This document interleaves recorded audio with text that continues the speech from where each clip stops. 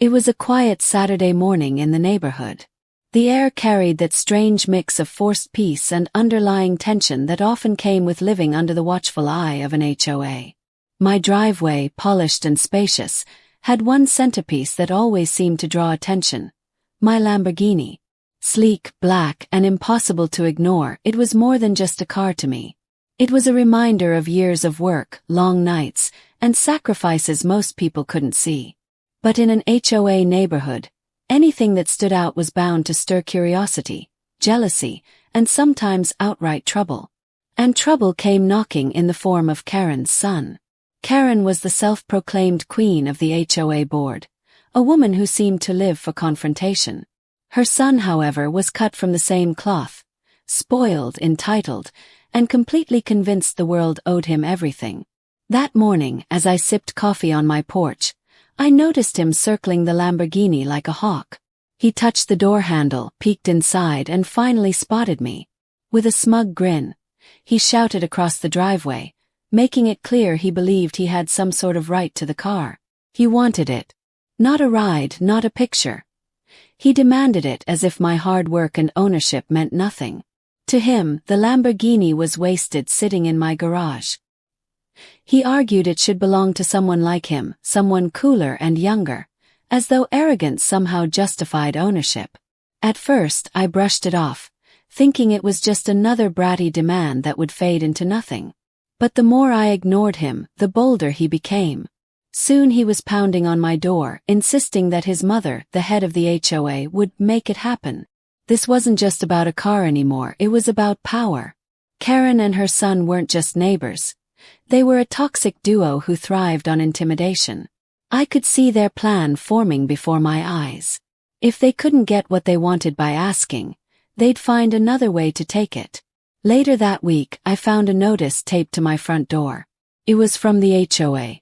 The letter claimed my Lamborghini violated the community's visual harmony policy. Apparently, the car was too flashy and detracted from the neighborhood's aesthetic. The timing was too perfect to be a coincidence.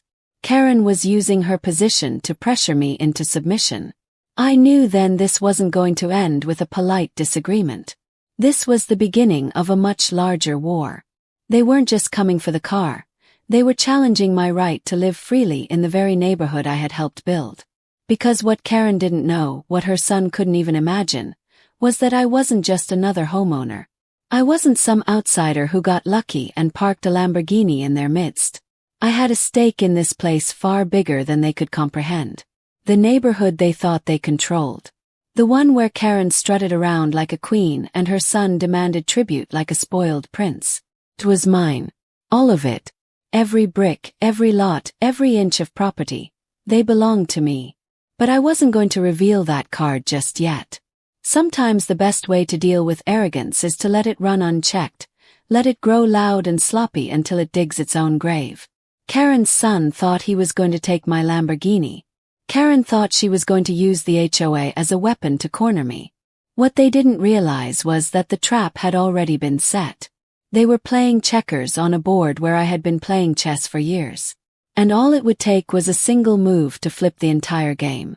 For now, I let them believe they had the upper hand. But deep down, I knew this was only the beginning of their downfall. The Lamborghini wasn't just a car anymore. It had become the spark that would burn down their illusion of power, and soon the entire neighborhood would watch as their empire crumbled. Karen never did anything quietly. When she set her sights on a target, she came with the full force of gossip, intimidation, and paperwork. Within days of her son's little stunt, my mailbox was stuffed with HOA violation notices. One accused me of excessive noise, even though my house was silent most days. Another claimed my lawn was improperly maintained, despite the fact I paid for professional landscaping every week.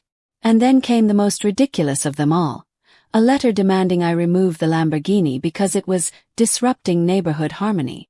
That phrase made me laugh. Neighborhood harmony. What it really meant was Karen's son wanted my car, and since he couldn't have it, they would use the HOA as a weapon to punish me. She believed she could bully me into compliance like she had done with so many others. Most neighbors gave in just to avoid the headache. But this time she picked the wrong person. Behind the scenes, her son grew bolder. He bragged to kids in the neighborhood that he'd be driving a Lamborghini soon, claiming his mother was already working it out. Some believed him. After all, Karen had a reputation for bending the HOA to her will. She'd forced families to repaint houses, replace fences, and even sell off boats and motorcycles that didn't fit the community image. If she wanted something gone, it usually disappeared. But this wasn't about fences or lawns. This was about a man who thought entitlement could replace effort, and a mother who abused authority to feed her son's delusions. One night, I returned home to find fresh scratches on the Lamborghini's hood. They weren't accidental. These were deliberate, deep gouges carved across the paint.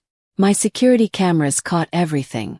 And there, in full color, was Karen's son, key in hand, laughing as he vandalized what wasn't his.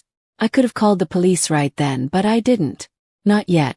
I wanted Karen and her son to feel invincible, to believe they were untouchable. Only then would the weight of reality crush them with the most impact.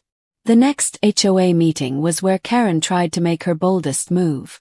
Standing in front of the board and smugly facing the crowd, she argued that my Lamborghini was a community hazard, and that I should be forced to either move it to an off-site garage or sell it entirely.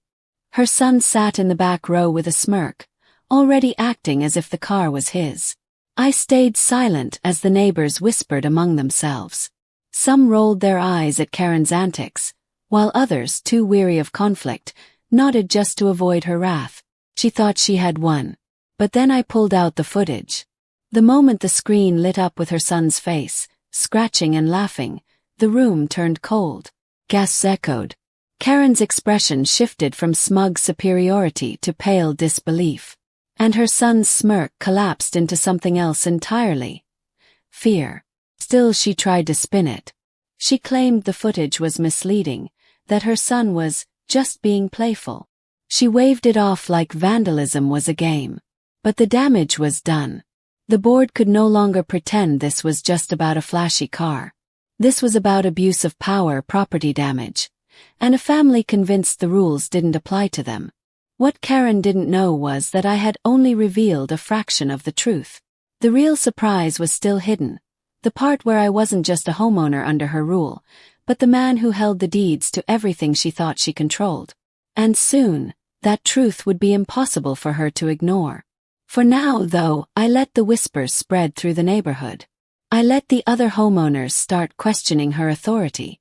The first cracks were forming in the empire Karen had built, and all I had to do was wait for them to split wide open. The Lamborghini wasn't the problem anymore. The problem was Karen's pride, and pride always falls the hardest. The fallout from the meeting spread like wildfire. Neighbors who had once bowed to Karen's demands began whispering in corners, exchanging glances whenever she strutted past. Her son, once the arrogant center of attention, now avoided eye contact, his bravado slipping away. But Karen wasn't finished. Pride wouldn't let her back down. She doubled down, filing yet another complaint against me, this time accusing me of creating a hostile environment by exposing her son's behavior. That was the breaking point. It was time to end this game once and for all. The next HOA meeting was packed. Word had spread that something was coming, and curiosity filled the room. Karen arrived in her usual fashion, head held high, acting as though she still controlled the board and the neighborhood. Her son trailed behind, sulking but still clinging to the fantasy that the Lamborghini would one day be his.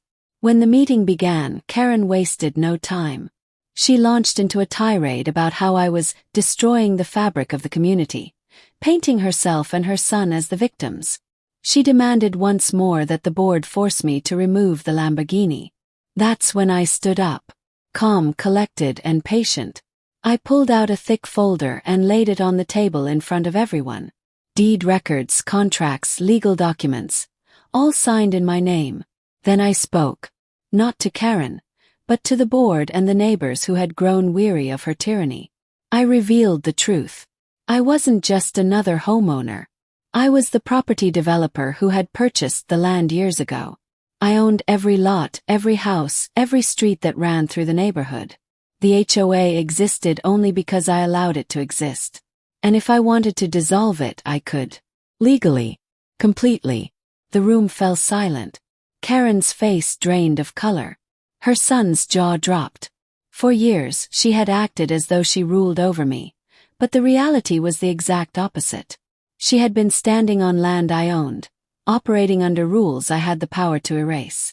Then I revealed the final card, the police report. Alongside the footage of her son vandalizing the Lamborghini, I had pressed charges: property damage, trespassing, harassment. It wasn't just an HOA matter anymore. It was a criminal one. Officers were already waiting outside. When they walked into the meeting room, the atmosphere shifted completely. Karen screamed, insisting this was unfair, that her son didn't deserve such treatment. But her words carried no weight anymore. The officers took him in, his arrogance melting into panic as reality hit him for the first time.